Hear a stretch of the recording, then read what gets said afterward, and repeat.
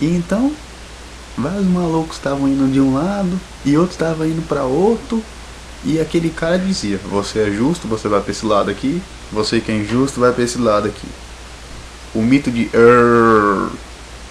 segundo a Platão. Hoje é dia de Platão. Vamos lá, gente, vamos entrar? Roda a vinheta.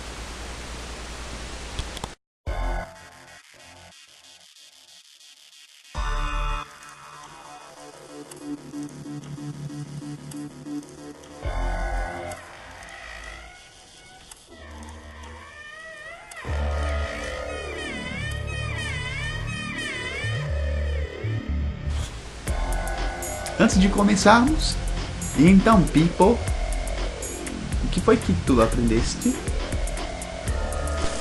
Bom, na última aula você falou sobre Sócrates e que a sua visão política não deixava ele ir contra a lei, ao mesmo tempo que ele tentava impor a ética, que ela seria um valor muito bom para saber o que é justo e o que é injusto, muito melhor do que a própria moral, que às vezes a própria moral pode impor coisas ruins, como foi o caso dele, que ele defendeu a ética e a justiça foi e matou ele, sendo injusta, porque estava seguindo uma lei moral injusta.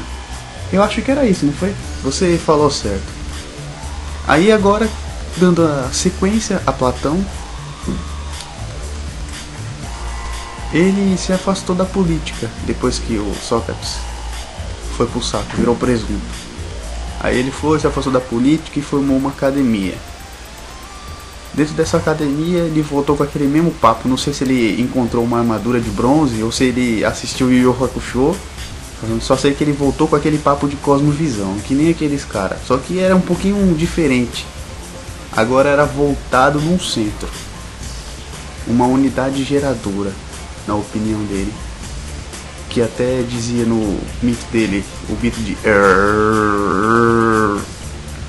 que a gente vai ver daqui a pouco também. Seguindo toda aquela teoria socrática, Platão ele mudou um pouquinho o esquema.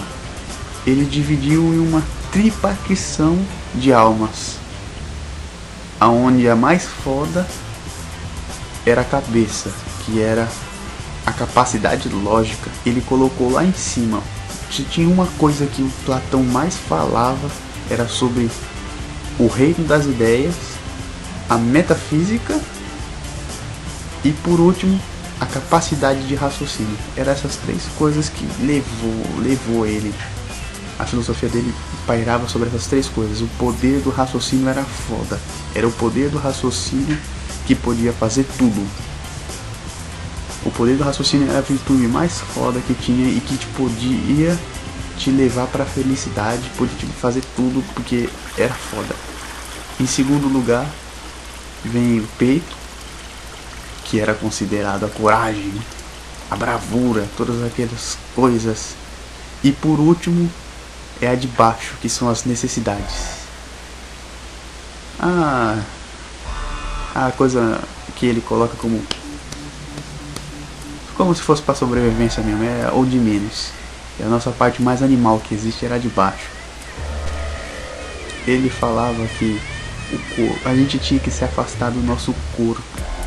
Ele pegou uma ideia, as ideias de Pitágoras e um pouquinho de ideias de Orfeu.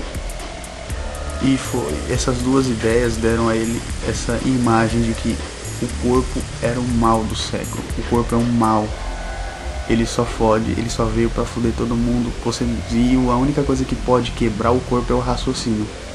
Segundo ele, só com o raciocínio você consegue quebrar as vicissitudes do corpo. Porque você não deve se ligar ao corpo, você deve viver o máximo possível para não ficar fixado ao corpo. Você tem que estar fora, pensar em algo transcendental, mais transcendental do que o próprio corpo. Assim também ele baseou a justiça.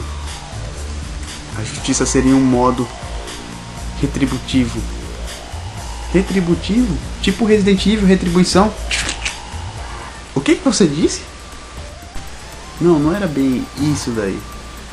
Você tá falando meio Resident Evil, pô. Cara, você tava tão inteligente na última aula, agora você tá tão burro, pô. O que foi que aconteceu?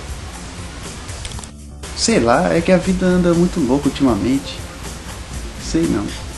Quando ele fala retributiva seria algo mais voltado à justiça divina, que a justiça divina ia pegar os caras e arregaçar os caras todinhos, os caras mal ia triturar os caras todinhos. Era isso que era a justiça na vida dele. No modo de visão dele era mais ou menos esse. A justiça humana era uma bosta, só a justiça divina que era foda, porque a justiça divina, o caba não fugia, o caba não podia fugir de jeito nenhum, porque os caras pegavam. Engraçado, essa ideia é igualzinha à ideia de justiça cristã, pô. Será que tem alguma relação? Vamos ver. Eu acho que tem, hein? Eu acho que tem. Eu acho que os caras da justiça cristã, os caras da filosofia cristã daquela época pegaram muita coisa de Platão. Eu acho que sim, hein? Eu não sei. Eu acho que sim. Vamos continuar vendo o mito de Er agora, vai. Então, Er foi um cara que morreu. Aí ele foi lá pra padaria.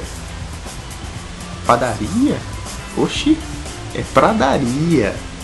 É lá aquele lugar onde os caras ficam mexendo nas armas lá, tocando cerol.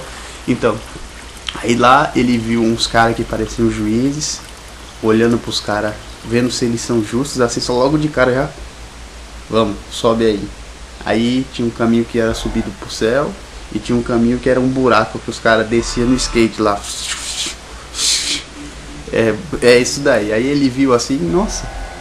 E agora outra coisa, né? Engraçado, parece até que eles tiraram essa coisa de céu e inferno do mito do Er, mas quem sou eu pra questionar, né? Vai, leva o barco pra frente, vai. E continuando, essa é a parte mais interessante que eu achei do mito de Er.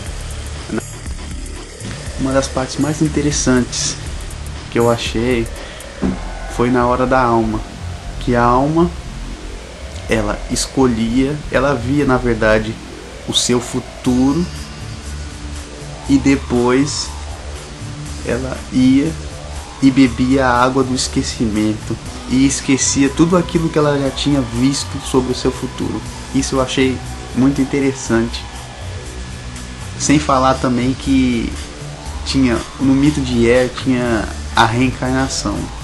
Nesse mito, a alma falava sobre reencarnação, sim, porque ela vivia muitas épocas, depois retornava para escolher um novo corpo. Então ele praticamente falou que existia reencarnação, na ideia dele, sem dúvida. Então a fonte de Platão foi a fonte da maioria das religiões, sem dúvida nenhuma. Se você vê, tem céu e inferno, tem reencarnação, tem tudo. Tem uma par de coisas que hoje nas religiões tem. Então tem muito fundamento nela. Só que eu achei até interessante essa parte. Muito interessante, foi muito bem feito essa parte. Sobre aquela questão de que existia 3 tempos, o passado, o presente e o futuro. Aí a alma ia lá, via, aí depois tomava. E o Er não tomou essa água, por isso que ele se lembrou de tudo que estava acontecendo. Poxa, então eu acho que os caras que bebem dessa água aí são aqueles caras que esquecem rápido das coisas, né? Pô, Pipo, não me faça essa vergonha, Zezinho, não faça. Você tá fazendo muita vergonha no vídeo hoje, cara. Para com isso daí, pô, para com isso. Vamos continuar aí, falando sobre as melhores coisas que o Platão trouxe. Inclusive, todas as escrituras de Sócrates só vieram à nossa mão por causa de Platão. Todas elas foram escritas por Platão.